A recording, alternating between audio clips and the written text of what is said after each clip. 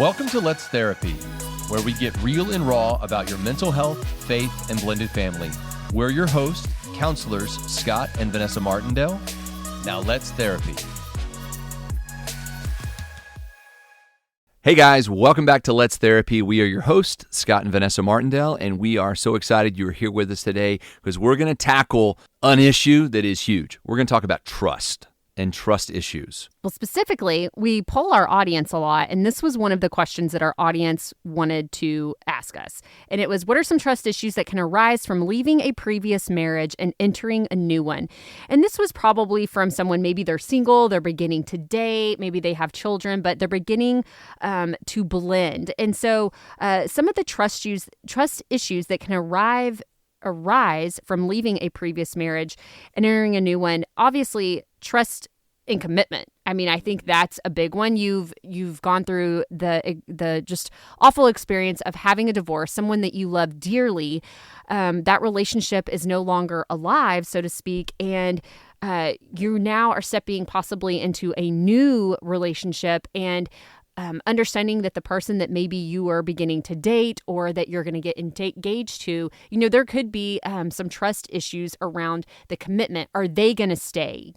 Are they going to leave me again? Is this a relationship that's going to last? And again, this is a place where where fear and the enemy can come in and steal that joy and that trust, so to speak. Well, and I would ask the question, this concept that this massive thing that you say, can you commit long term? So I want to rephrase this question. I want to ask in that situation, can you commit daily? Can you commit every day to just making that decision to move forward in our marriage together? Yeah. Because the one thing I've learned about marriage is it's not as much a feeling as it is a decision. You have to decide, I'm going to be married. I'm going to stay married. I'm going to fight for my marriage. My commitment is to God and to my spouse that I'm going to try every day to be in a committed, loving marriage. So whatever your situation is right now, I would ask you to solidify your decision today that you're committed and understand that the fear that somebody would leave is present. So you have the authority as a spouse, and you have the responsibility that God gave you as a spouse to start working on that fear and to, kind of extinguish fear. Yeah. So the other thing that comes in is really a trust and fidelity. So it's really about, faithfulness. Yes. Can they be faithful? Is this something, because again, divorce spawns in so many cases from adultery. It spawns from so many situations of, unfaithfulness in their finances, unfaithfulness in their extended relationships, their family relationships. Yeah. So fidelity is a big thing. Yeah. And we need to be able to have those conversations. And if it's a fear that you have and it's a trust issue that deep, you're like, I've been cheated on. I've been, my spouse has been unfaithful to me and I'm walking into a new relationship. How do I begin to trust? Yeah, no, that's so good. And, I think that there's definitely some steps that we can take. And I think one is just, again, we talk about open, honest communication, premarital counseling, like having these conversations up front where, hey, this is what I experienced and this is where my hesitations are and, walls are, so to speak, in this current relationship. And so beginning to kind of chisel at those and break those down and understanding that it's really easy, and I'm going to say the word demonize, I don't think that's the right word, but it's really easy to place what someone in our past did to us on the people that are there with us in our future. And so by that, you may be projecting feelings onto your soon-to-be new spouse that your ex-spouse, committed against you. And so we want to be very careful of that. But I think ways that we can build up that trust is, again, start having conversations, providing safe environments to break down those fears and walls and hesitancies, so to speak, when it comes to the trust issues in your relationship. Well, in a couple of episodes, we talked about the concept of God lighting. And we talked about, speaking things from our heart, things that the Holy Spirit lays on us as we can build up our spouse. again, I always look at this and, even in our own marriage, Vanessa, I mean, we've had days where it's been really tough. And one of the things that I think about is, God gave you to me. So as much as maybe something's happened that I don't like or that I'm struggling with, I'm like, okay, I've got to look at this from a perspective of, we've been gifted spouses, and part of that gifting is we take on everything that they're bringing to us. So if they have trust issues or if they have things about fidelity that are not necessarily in line with even your own behaviors and you haven't given reason not to trust or reason to think that, it's like, listen, sometimes those landmines pop up and you're like, hey, this is a thing from our past that's bringing into our current, and I need to be able to, with love and humility and humbleness, start kind of chipping away at that lie that's been presented. Yeah. So, trust and emotional availability. Oh, yeah. Okay.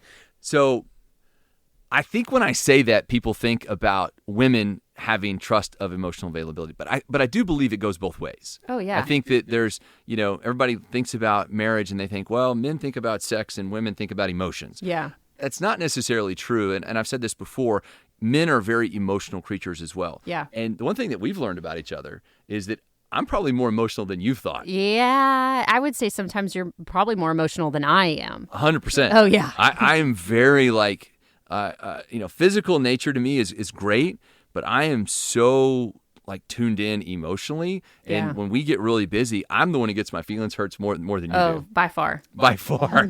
So, and that's a tough dynamic because maybe, as a spouse, you're used to be like, listen, as long as I check A and B and C boxes, my husband's fine. And you don't really give them the credit of saying they're emotional beings as well. Yeah. And that, especially if you start praying for your husband, they're going to start experiencing things that you didn't expect. Yeah. And I will say the exact opposite for women. So what I want to get to is trust and emotional availability is number one, associate it with everybody. Yeah. That's good. From a female perspective, I'll give you this one first. Yeah. What is it that you fear and what can come into mistrust when emotional availability? Is it the exposure of too much and it'll be taken advantage of? Mm-hmm. Or is it saying, if I'm emotionally available, then I'll be stepped on or I may be gaslit? Or what is it from your perspective? Well, I think it's all those, everything that you said. I think it, it's just different for everybody. But I think everything that you said, and then I would also say too, sometimes I think women, because maybe they don't feel like their husband is emotionally available, they then stuff stuff. They stuff their feelings, or there's these hard issues and topics that are happening in their marriage, but they don't feel like they can come. Like, we don't feel like we can come to our husbands and say, "Hey, I'm seeing this and experiencing this with you," and there's not an emotional availability there. And so I think that's a very, very big fear for women, in that if they don't feel like that they can go to their husband, you start feeling alone, feeling hopeless in your marriage. Is my marriage going to work? Is this going to work? Things like that. Yeah. So you start distrusting the concept of the way God designed marriage. Yeah. To be this open area of communication, of trust, vulnerability, of nakedness, emotionally. Yeah. So women do that. And men, again, I will speak to the larger audience here, is we can be kind of ABC 1, 2, 3, which can be great in some cases. But in some cases, you need to ask that question of, hey, and we ask this quite often, is, how's your heart today? Is there anything on your heart that you want to talk about? And that's not necessarily just to go through the check boxes of, let's make sure this is done, this is done, this is done. It's more like, hey, what are you feeling right now? Or how are you feeling about this? And then, again, and I love how this podcast is tying into so many others, but we talked about this in previous episodes when we talk about gaslighting. When you get an emotional response from your spouse and you want to tell them they're wrong, well, that's a form of gaslighting. Yeah. And we want to make sure that we're creating an environment of safety in our marriage that says, hey, emotionally, we're going to be available to each other no matter what's going on in our lives. And sometimes you just need that kind of code word. You're like, listen, I need everything to drop because I emotionally need this help right now. Yeah. And we need to get rid of distractions so we can do that. But husbands, be emotionally available to your wife. It is one of their mega needs of security. It's the way they feel loved. And so you have to you have to make yourself available to say, hey, listen, whatever it is emotionally that you're feeling, I want to make sure that I absorb that and then I speak life into it or pray for it. And don't let that opportunity pass you by. Yeah. The last one we're going to talk about is trust and communication. So I've said this in marriage counseling so many times, and I want people to just get it. Your concept of distrusting communication or distrusting marriage comes from the practice that you've had before, because in every occurrence, every relationship has failed except for your marriage right now. Yeah.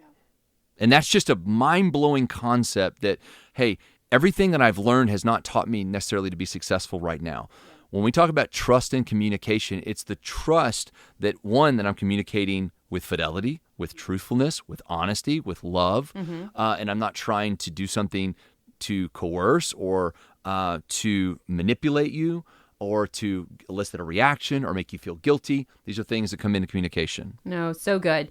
Well, and how can we handle trust issues in a newly blended family? So, I think some of the things that we've already been talking about establishing open and honest communication. You said trust and communication. That this is another one, you guys. We talk about communication all the time. Building trust through consistency. When we show to be consistent and stable in what we're doing, that in itself will build trust. It builds a safety net, so to speak, where your spouse, your children feel safe. Respecting boundaries, whatever that looks like for you and your spouse. I know, Scott and I have kind of work boundaries. We work together, and so we have offices next to each other. We have offices next to each other, and so that can get a little tricky. And so, we talk about that, like what does that look like for each of us, like while we're at the office. Encouraging quality time and bonding. Make sure that you're carving out that time to be intentional with one another. That is important not only for your marriage, but for your children. Seeking professional support. Get in with a counselor, a mentor, a godly counsel of some sort that can walk with you as you're stepping into this new relationship, newly blended family. Yeah. Promote understanding and empathy from one another. So taking the time to sit with each other and the stuff that you're going through, empathizing, and just letting them know, like, I understand, I may not understand completely what you're going through, but I empathize with you with what is happening. Yeah. The last thing we would say to this, guys, and I hope that you're listening to this with your spouse, because if you haven't, go back, get you guys together, listen together. So the last thing I would say to you guys is be patient, and please be patient with what you don't know yet.